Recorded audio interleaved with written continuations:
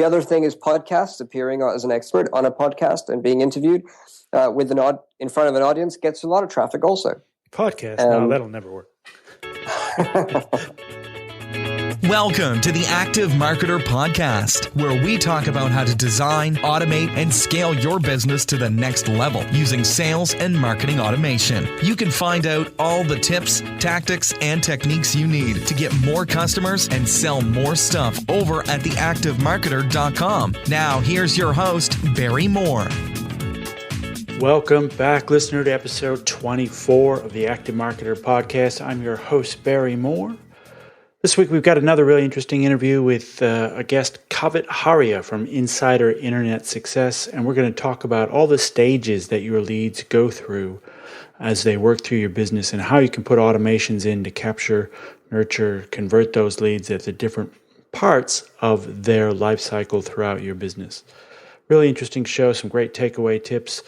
But as always, before we get to the interview, we're going to do a little bit of a shameless social proof segment. First iTunes review from Hong Kong today. We've got a 5-star review from the Hong Kong iTunes store. This one's from Michael Michelini from Hong Kong, who says, 5 stars, best marketing podcast I've found in a long time. I'm loving this podcast. I found it and caught up on all the past shows and filling up a notebook in the meantime. Barry really cares about his listeners with a direct, no BS, knowledge and action-packed show. Keep it up. And if you can tag me for this iTunes review, that would rock. Well, thank you very much, Michael. I appreciate it. I still haven't worked out a way to tag somebody once they've looked at iTunes, how to tag them in your marketing automation system. But it's certainly something to think about, and I'll certainly give it a shot. iTunes like to lock up that information quite a lot. I really do appreciate all the listeners out there taking time to leave some feedback for the show. Leave us a real, raw, and relevant review on iTunes or Stitcher. If you do that, I'll read it out on a future show. But in the meantime, let's get into this week's interview with Kavit Haria. So I'd like to welcome to the show Kavit Haria from InsiderInternetSuccess.com. Kavit, welcome. Yeah, thanks, Barry. Great to be here. I was looking at your site before, and I love that everyone seems to have different origin stories on how they got involved in business. And you started as a musician, is that right? Yeah. So tell me how you went from musician to internet entrepreneur. Well, I think it was one of those stories where I basically was a musician playing the tabla, and I still play right now. But I went through this phase in my music career where I struggled a lot. And until I realized that the one most important criteria for making it work was to be really good at marketing, I had struggled. And so when I learned about this concept of marketing, I took 6 months to read every single thing I could have in my public library about marketing. And I realized that regardless of who you are, what you do, what craft you're in, what industry you're in, you need to learn how to market yourself. You need to learn how to put yourself forward because no one else is going to do that for you. Yeah, exactly. And that's where I really struggled initially. And if you look at a lot of the people in the creative industry, whether it's music, drawing, art, painting, acting, whatever it is, there's a huge amount of people that are essentially struggling to get their work out there. And it's because they're not willing to put themselves forward. And if you want to make a living in that kind of business, you have to put yourself out there. And those are some of the critical lessons that I learned. So while I was doing that, I then built a successful music career. I gigged a lot in a lot of different continents. I played with some great musicians like Paul McCartney, like Jimmy Page of the Led Zeppelin fame. Very cool. And I had a great time. And it was fantastic. But I learned at that time that there was a lot of people that were hungry for this information as to how do I get more gigs? How do I sell my music? How do I get more exposure? And I started providing coaching on those ideas. I built this website. I started creating ebooks. I started providing coaching. This is kind of like the short story. But I put together these ideas out on the web so people could essentially get my thoughts on how they could get more exposure, my strategy for how I got all these gigs, my ideas for how to become and manage your financial independence as a musician, and all these different things. I put together 5 books, and each one was selling for about $20, just under $20. And people started to buy it because I started to go to music forums and share that I was doing this. And that's how I basically launched my first internet business. And it took about 2 to 4 months before I saw my first sale. I don't remember exactly. But until I really saw some decent income, it took about 18 months. And that was because I really didn't know what I was doing. I thought that I could just write in a Word document, upload it, put a PayPal button, and people would buy. Isn't that and when how it those works? people bought, and when those people bought, and yeah, they did buy, what did I do with them after that? Well, nothing. And so the people that I could have built a better relationship with, that I could, looking back, have converted them into bigger, better customers, maybe formed a better relationship with, none of that actually happened.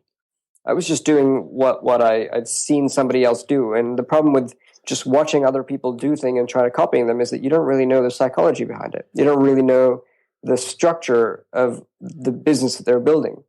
And when you look at websites these days, 20% of what you see is actually 20% of the entire business. 80% is all the amazing stuff that happens behind the scenes that makes the business into a $1 million business or £1 million business. What's the difference between a business that has a great website and another one that has a great website, but one makes $1 million and one makes 100,000? It's all what happens behind the scenes, and that's what I learned over the years. And so I created marketing autoresponders, I created email sequences, I created sales pages, sales videos, and then I started to write this thing every Monday called the Musicians Development Newsletter. So this business ran for 5 years. Within those 5 years, I had created a database of 120,000 musicians. I was writing to them every Monday. Out of those, I was getting sales. I started to segment my lists, automate my marketing. I would say that it was in this music business that I learned everything that I learned about marketing automation, specifically about how to get people to the site and how to get them converting and how to get them converting again in repeat buyers. So that was really, I guess, the start of my transition from musician to internet business, if you like, or internet entrepreneur. Yeah, it's funny. You talk to like a successful entrepreneurs online, and you're right. All paths seem to lead to marketing automation or some sort of clever systems behind the scenes. Unfortunately, some of those websites where you think are the 20%, that's the 100%. That's all they do, and they get no sales because there's nothing behind there. But it seems, it's a common story with everyone that they've got some sort of, they've taken that same sort of journey that, they start out where everyone seems to start out with MailChimp or Aweber or something. And they just gather a bunch of email addresses on a list. And more often than not, they don't do anything with it. They're afraid to email the list because somebody might unsubscribe or something. And they're certainly not, they're certainly not doing anything clever with it or segmenting their audience or upselling or trying to send more targeted messages based on customer behavior. So it seems to be, I don't know if it's just me because I play in that space, but it seems to be it really seems to be bubbling to the surface with mainstream business now that they know that this is something they've got to do. Yeah. Well, what I would say about that is that I used to actually email first once a week, then twice a week, then 3 times a week. I would keep increasing that until I got daily, and I realized that actually people were unsubscribing a lot more than I wanted. So I was just pushing the limit until I actually realized what my boundary was. Because I found that the more email I sent, the more money I made. Yeah, for sure, absolutely. And there are some guys, like Ben Settle, for example, who every day, bang, one email goes out, and it's pretty much the same offer every day as well. But right. I think it depends on the industry, though. These are musicians that are low earning, and they want to make a career out of their music, but they don't want to put themselves forward, as I said. And more importantly, they also have jobs. So the time that they have to read these emails is very limited. And that's why I think that it's better to... I was testing it and therefore realized that actually 3 times a week is more than enough. Whereas, somebody like Ben, his audience is always on email. Yeah, for sure. It makes sense for him to do it every day. Yeah, and I think the valuable lesson is that there isn't one answer that works for everyone. So you have to know what your limits are as a marketer, and you have to know what your customers' limits are as to how much they'll put up with or how much they want to hear from you. So right. I don't. People go, how often should I email? Well, that kind of depends on how often does your list want to hear from you. You know what I mean? So there is no one right answer. But one thing everybody does need is, this is my beautiful segue into what we were talking about before we hit record. One thing everybody does need is leads. So all the best autoresponders and marketing automation in the world won't help you if you've got no leads coming into the top of that funnel. So you've got a system which you call lead flow. I'd love to hear your thoughts on generating, nurturing, and converting leads.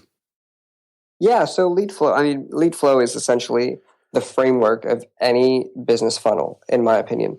And it's basically this entire concept of, it's 4 stages. It's lead generation, lead capture, lead nurturing, and lead conversion. And the idea is that you have to build something in each of these 4 areas in your business, and then find a way to connect them up so that people can go through these processes. If you build 4 different areas here, and they're running on their own independently, but they're not connected, then you have a great business with a great system. But if you connect them up, then you have a great business that's automated with this lead flow system. So lead generation really is about getting people to your site. You're not going to make any business, as you rightly said, without any people coming to see what it is that you've got. Lead capture is on the basis that everyone that comes in, whether they buy or not, we want to capture their information. Whether they are going to spend money right away or not, we want to make sure that we welcome them by getting their information and then building a relationship with them. Because we know that if we build a relationship with them and what we have is what they want, and they just simply need to get to know, like, and trust us, then they're going to buy. So the third element is lead nurturing. And the purpose of lead nurturing is to fulfill that process of building a relationship by giving your prospects the right material, the right information, the right conversations to get them to know you, so they know exactly who you are as a business, the brand that you are, the person that you are, what you stand for, what you've achieved, where you come from, all those kind of things, to get them to like you. So if they like your story, if they like what you're sharing, if you build those 2, then slowly you start to build trust. And when you build trust is when people buy. People don't buy if there's no trust, especially for services, especially for higher end products. If there's no trust in the brand, or in the business, or in the person, they're not really going to buy. Which is why referrals work really well, by the way. The whole purpose of referrals being a fantastic way of building business is simply because it's on trust. And when you don't have a referral, and when you don't have trust, and when you start from the beginning, and you have all these fresh leads that they don't know who you are, you don't know who they are, this relationship process to get them to know, like, and trust you is really important. And then once you have that trust, then you can go on to the 4th step, which is conversion. Yeah, for sure. And not just once, potentially, many times in many different products. So right, exactly. So let's talk about that for a little bit. Let's talk about lead gen. So what are you seeing working in the lead generation space at the moment? All of what I do is generally online. I don't really do anything offline. The people that I try to work with to build businesses are generally all online as well. So from my experience, it's really just about that. And for me, the best is always paid advertising, simply because you control that. You can leverage that as much as you want, and you can get results. By kicking off ads today, you can get results tomorrow. So, and I've seen that happen for all kinds of different industries in all different ways. So for sure, I think paid advertising is a way that will really help a lot of different businesses. But beyond that, I've basically categorized lead generation into 4 different sections. There's paid advertising, there's social media, there's content marketing, and then there's partnership promotions. Yeah. So content marketing is essentially producing really good content on your blog, on your site, on other sites, on guest sites, and sharing that. Social media is straightforward. But the 4th one, partnership promotions, is also responsible for me getting a lot of traffic, and what I've seen work for some of my clients as well, very well. I have a client who basically is a career strategy coach, and he publishes his content to his own website, but he also goes out and gets published in other bigger sites like Brazen Careerist that is targeted to career people, etc.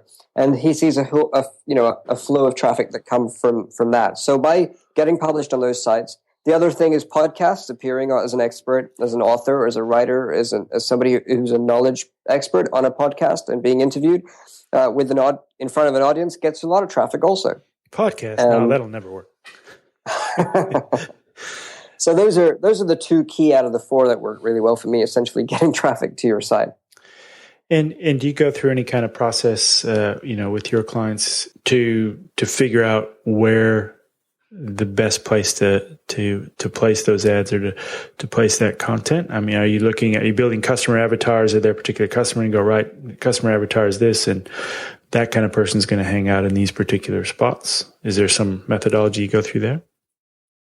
Well, first of all, who your target audience is really crucial. And if you don't know that as clear as day, then it's really difficult to pinpoint those locations. Sometimes you just know that your audience is this, and you can go find them on the different websites. Yep. But even if you think about career, for example, there's so many different websites targeting different age groups or different industries. So you have to be clear about who it is that you want to work with more than others. You may say that I work with everybody, but there's an ideal kind of group that you'd love to work with. Yeah. And those are the people that you then have to filter out and find where they hang out. So with the capture step, then, if we move on to the capture step, what are you finding works the best in that place? Are you kind of suggesting just a lead magnet to the opt-in, or have you seen different types of capture strategies work? So the lead magnet to the opt-in, I think, is the most obvious and straightforward thing. Anybody should do that. And I think that if you haven't got enough time and you haven't got anything set up and you're not technical, maybe in your understanding, then this is the most basic thing to have. The lead, it could be a free report, it could be free audio, a download of video, anything like that, a cheat sheet, a tip sheet, anything that people could just get their hands on and download. And those would be the most basic things. And the thing is, if you haven't got it, then the numbers are just there staring you in the face, that if for every 100 people that you send to your site, if 2 to 5 of them buy or inquire or call you or whatever, what happens to the rest of the 95 of them? Yeah, exactly. And your job is to capture as many of them as possible so that you can build a relationship and turn them into sales. Otherwise, you're wasting the money you spend on advertising, or the time you put into the podcast, or the time you put into the other work that you're doing. So, for sure, I would definitely say that the lead magnet thing is the most important. I've seen other things. I've seen a quiz, in the weight loss industry or in the health industry. People ask, what is your weight? And then, what is your diet? Do you exercise? And when you press submit, on the next page it says, put in your email address and we'll give you a personalized plan. That's a smart thing to do as well. I've seen a survey funnel work as well, similarly, where you're giving people, multiple options or drop downs and getting them to choose, and you can segment them in that way. But one of the best things that I've seen beyond the report and the static lead magnet is the webinar. And a webinar in any business can really be a fantastic way to cement your authority and cement your credibility. And just by presenting a webinar that's automated, it's running, it's recurring, you're not there presenting every single time, you've recorded it once and it's running on autopilot, you could see that will generate a lot of that trust a lot more quicker, that know, like, and trust, because you do that in 60 minutes talking to people as opposed to an email every few days. Yeah, for sure. And one other lesson I've seen work with amazing results too is I think people need to put a little bit more time into their lead magnets than they tend to. They try and put a lead magnet out there that's going to appeal to everybody and get as many opt-ins as possible. But if you put a lead magnet out there that just appeals to freebie seekers, for example, you're just going to get a list full of freebie seekers who never want to pay you any for anything. But if you craft a lead magnet that appeals more in a more targeted fashion to that ideal customer that solves the problem that they have or takes the very first step on solving the problem they have, then I think you end up with a list of leads that is more qualified to buy as well. So I think, yeah. Well, the best. I've created lots and lots of different lead magnets, and not only for myself but for others. But the best I found is a case study. Yeah, for sure. If you can offer a written case study or a video case study, 2 or 3 case studies, whatever it is, and give that away, even for the opt-in, the case study. People, first of all, you get a lot of opt-ins because people love case studies, and case studies also help you to sell what it is that you want to sell.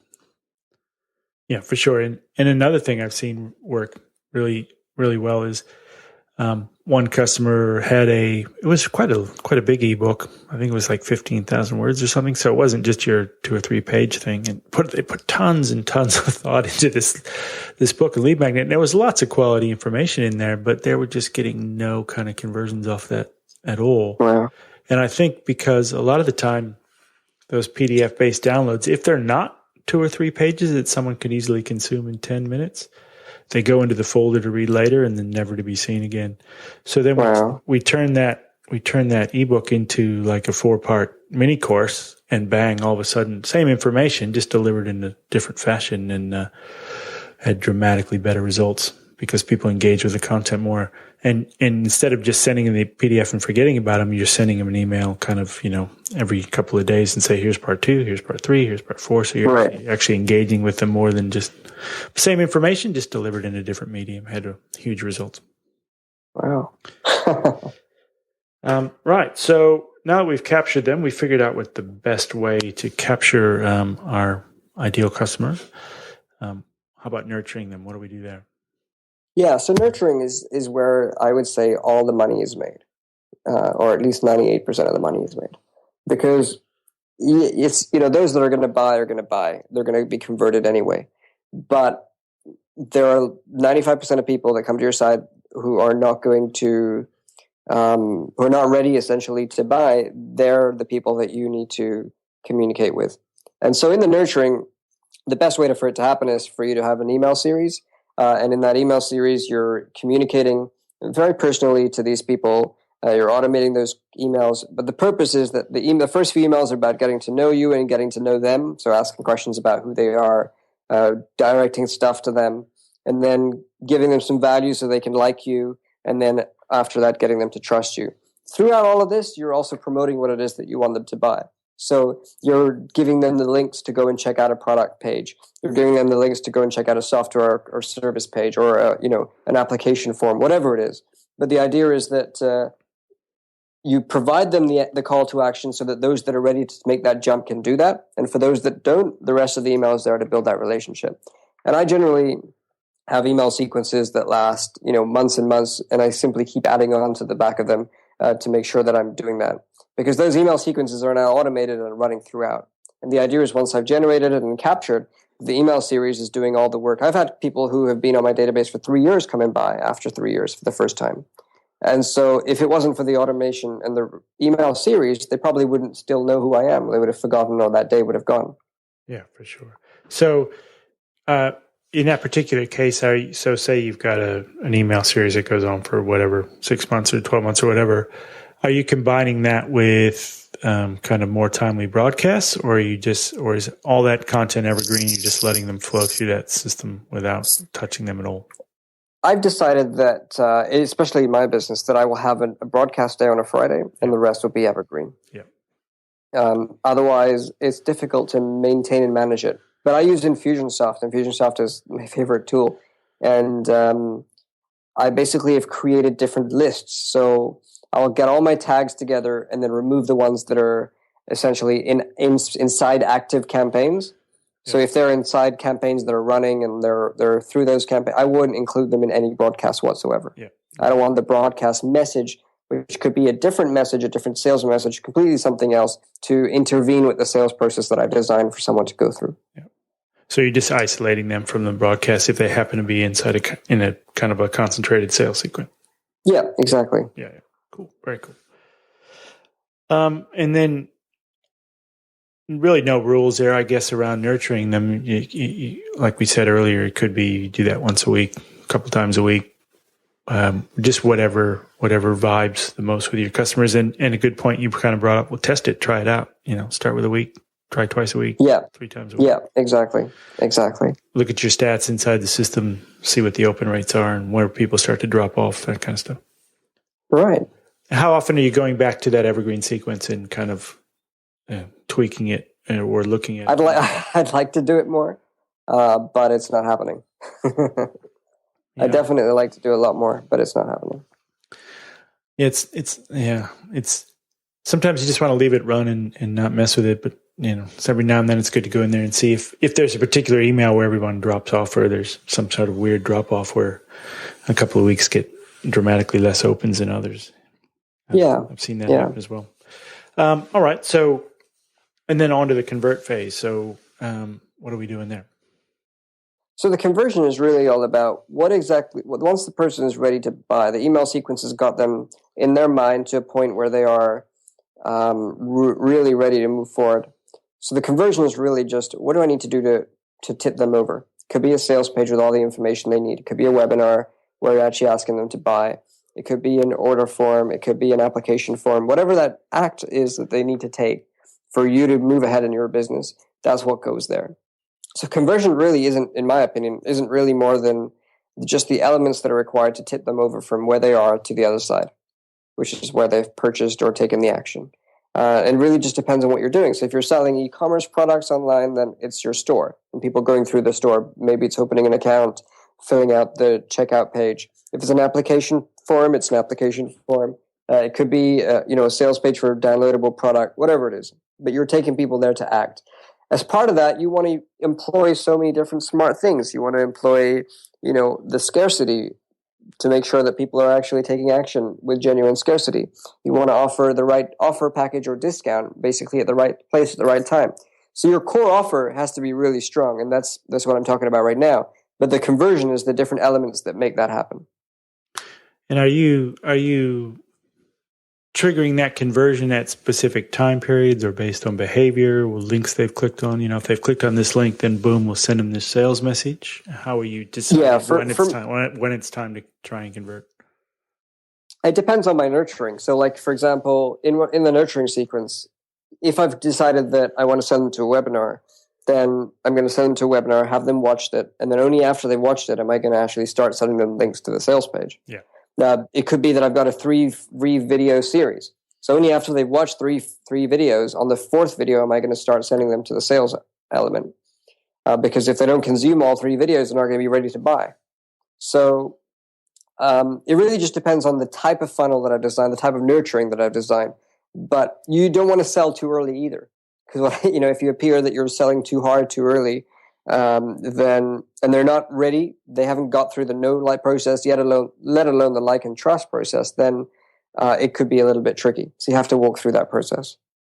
So in addition to those kind of timed conversion points or conversion actions, are you doing any other things like lead scoring, where if they open an email, they get 1 point. If they download a lead magnet, they get 5 points. If they look at a sales page, they get 3 points, and then they bubble up to a certain point score, and you reach out to them with some sort of offer or directly reach out to them with a call or something?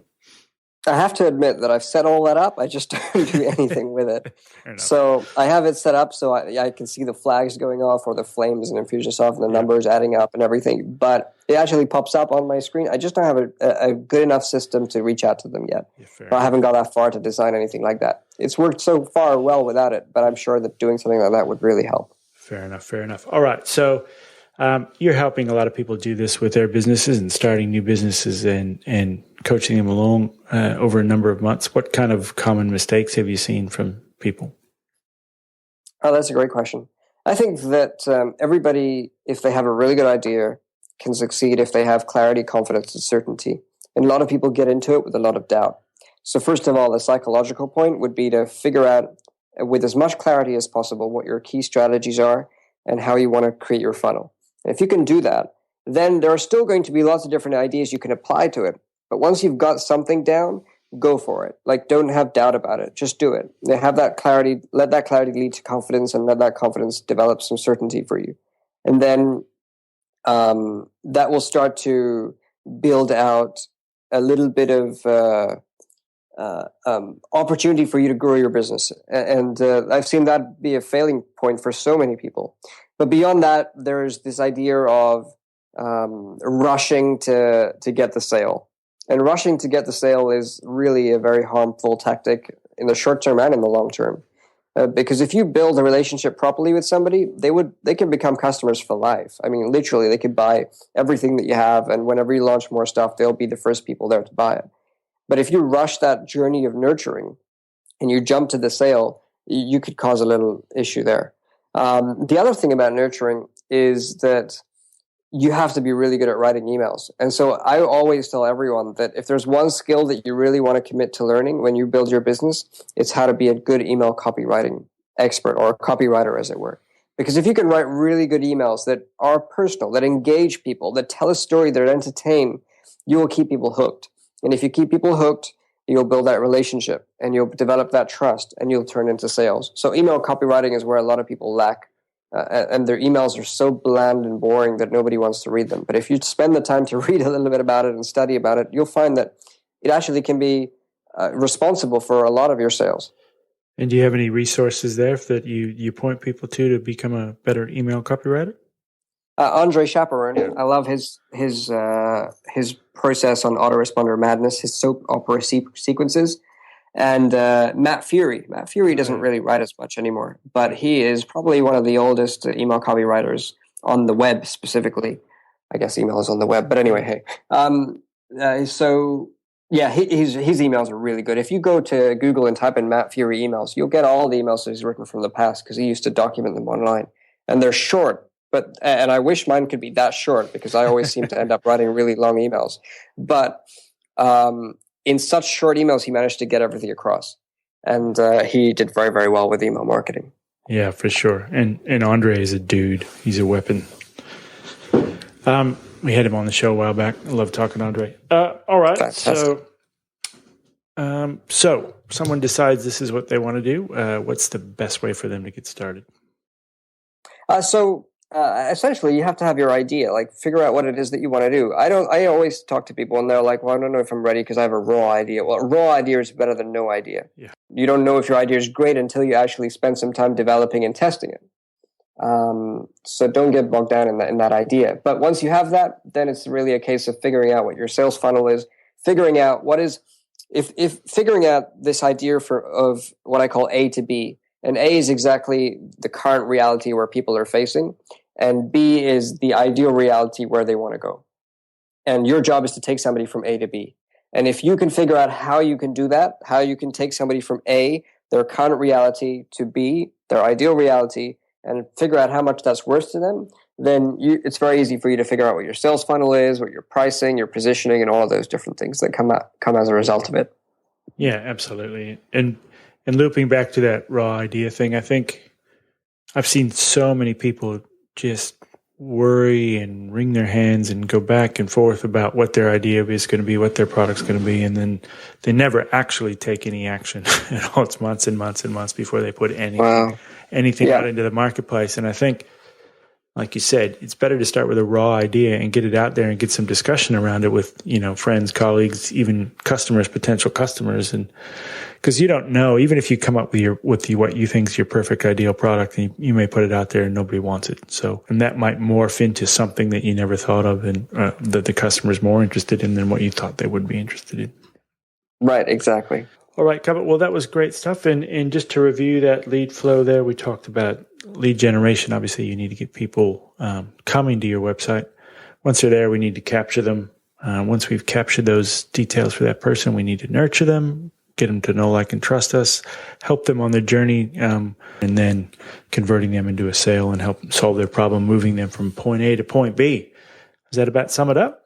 Absolutely. Beautiful. Very nicely put. I basically just repeated back to you what you told me. So very nicely put, Kavit. I appreciate that.